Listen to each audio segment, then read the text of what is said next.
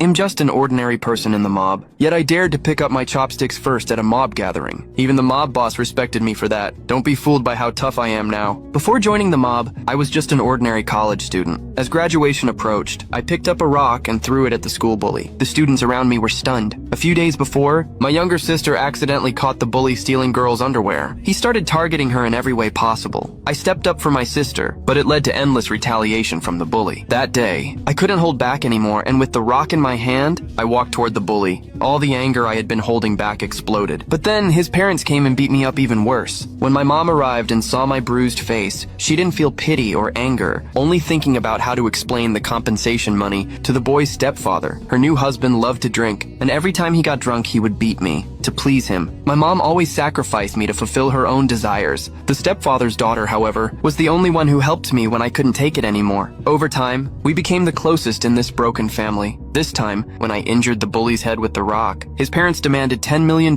in compensation. My mother was completely hopeless. To pay off the debt, I started working at a corrupt restaurant owned by a shady boss. If a customer only ordered one meal, the boss would secretly add a pinch of ash as seasoning. I, being soft-hearted, would always quietly warn the customers. But kindness didn't bring me good fortune. One evening after work, I was knocked to the ground from behind by the bully and his friends. They threatened that if I didn't pay the money back within a day, they would torture me for another day. But the money I saved wasn't even enough for a burger. To escape from these demons, the next day I asked my boss to advance my salary to pay off the debt. Not only did he refuse, but he also mocked me. While we were arguing, the local mob boss, John, who was dining at the restaurant, overheard. John is the leader of the local gang. Incredibly, that night, he had his men deliver $10 million to me. He specifically told me the money didn't need to be repaid, just that I should go back and focus on my studies. The next day, my mother and I went to school to pay off the compensation, but she wasn't happy at all. Instead, she suspected I had done something bad outside. I was instantly heartbroken, and there was more to come. That night, my stepfather showed up with a new baseball bat. It turned out the school bully had called and humiliated him. I got up and ran for the door, but my stepfather knocked me down with a hit on my back. My face slammed into a flower pot on the balcony. The next day, the boss fired me because of the scars on my face. But what he didn't know was that this incident pushed me to the peak of my life, focused on making money. I went to John. Strangely, when John found out why I was there, he told me to leave, but I didn't back down. I turned around, grabbed a chair, and sat down. At that moment, John suddenly saw the scars on my face. He understood that I was just as unfortunate as he was. Finally, he nodded. On my first day with John, he personally cooked a fish for me. For the first time in my life, I felt the warmth of home.